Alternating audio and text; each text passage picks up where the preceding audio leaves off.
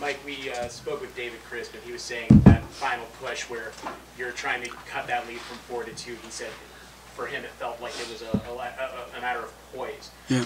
Would you say it was that, or was it something else? I just think what we were doing is when you play in a game like that and you're down 15 with 8 to go and you're cutting it, we got the crowd rolling, everything almost has to go right. And we got in positions, we have to trust each other. Sometimes we're trying to make a play, a positive play, but you got to trust each other. And sometimes the poise part is, 10 seconds is a long time, or whatever, 40, and because of the crowd, the adrenaline, you just kind of play a little bit faster than you want to. But if I had a timeout left, I probably would have used it at some point just to kind of settle them down. But those kids fought. I told them at the end, I'm like, listen, we had, the preseason, we were 10-3. We had some really good wins. We know we got to league, and we have a winning record in the league, and so they have a lot to be proud of. I know they were disappointed. It was a big game. It was a great game. Wanted to win for Jibo and Dan, but it was one of those things where you can't put yourself in a hole like that. There was a lot of times where we just struggled, and you got to tip your hat to Oregon. I mean, they made 8 threes in the first half to get the separation. I mean, they shot I think they only made 4 threes in our first game, or 5, and so we didn't do that well. They made some big time shots and during critical parts of the game that gave them that separation. But the heart and soul of the team, as a coach, I walked in there, and that's the you can go to bed at night when you know that you competed like that, and never I just wish we could have pulled it out. Just how hard was it to keep Oregon off of the glass? It seemed that the second chance points was a big difference. I think so. I think in the first half it's interesting because you got to give up something. So if you're too extended, then there's areas, and they're doing that. And at the end of the shot clock, they must have made 3 or 4 threes. Yeah, I call them great player shots, where it's the end of a clock and they hesitate. They just they shoot from deep. They made some really good plays. But yeah, the rebounding part's been Achilles heel for us all year. They had 17 second chance points, which hurt us. But I think for the most part, we were able to press and get some turnovers, speed them into some shots, which got us going. They were doing a really good job in the first half with their zone pressure, full court. It kind of takes the rhythm out of the game. And now you're only got 21 seconds to run your offense, and sometimes we were a little stagnant. I thought that made it stale. I think when we got the game kind of rolling a little bit and playing at that tempo, it was really good for us, and we were able to get back in the game and actually had 3 or 4 possessions to cut it to 2, and if we could have got that one possession just to get that crowd, the crowd was like a Jiffy Pop. I thought the top was going to blow. It was so good. So, it's just one of those games we just couldn't make enough plays down the stretch.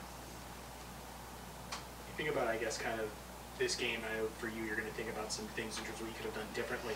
But going into next week, I mean, what would you say is kind of, I guess, the approach going into next week in terms of trying to win games and potentially improving your chances for the tournament? I think it's just we got to get some rest. We don't have any secrets. We do what we do. I think rest is a big factor, and it's a great opportunity. You love to play in your conference tournament and hopefully a postseason tournament.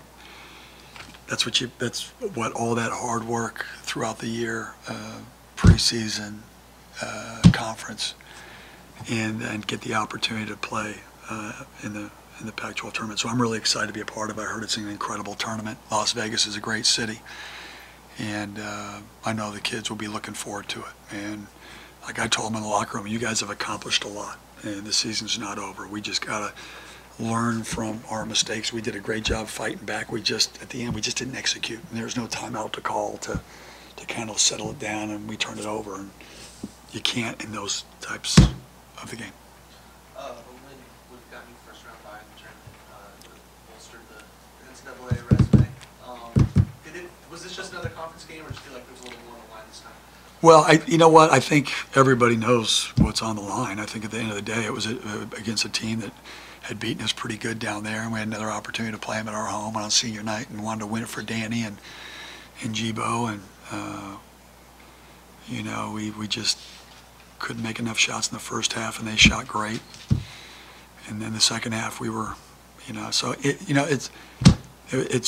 a game, but man, these games against Oregon at home with a sold-out, you know, house. I mean, yeah, I mean, you know, that's how we approach every game. Every game's the same in a way. It's a great opportunity to build your resume, to show people you're a good team, that you compete, and we represent them great, and I think that they did tonight. Couple more guys. Does any of this kind of situation trying to backdoor your way in or get in? I mean, I know there was a couple years at Syracuse where it was kind of close. Is this similar, or does it feel different? Listen, at the end of the day, we've won 20 games. We have a winning record in the league, and we beat 3 teams that were rated at one time number 2 in the country, and we've won at USC. We have a good resume. If you look at Quadrant 1 or a lot of these teams, I mean, we've done enough. I think the league doesn't get enough respect. I think that's the one thing. That's why I think a lot of people don't talk about our league. Oregon was a Final Four team. Last year they lost a lot of guys, but boy, they've got some talent. They've got a great point guard. They've got a great coach. Our league is filled with really, really good basketball teams, and to have a winning record in a Power 5 conference is a great accomplishment. Hey, just like, how risky is it to change the lineup and put 2 guys in there? And did you feel that was any type of disruption at all, or more of a... No, just going gut. You know, sometimes I felt like we needed energy, we needed aggressiveness, and so at that time, you know, you're just they were throwing stuff at the wall and seeing what sticks. And you know, we were down 14, 13. We couldn't get any traction. You know, 12, and then it goes back to 15. And so in that 8-minute mark, you know, you found something that worked. They were aggressive. They were flying. We got some stops, and when you get stops, we were running, and that small lineup really allowed us to run, beat them down the court, and get some easy baskets. One more. You guys good? Thanks. Appreciate it. Thanks for coming out, guys.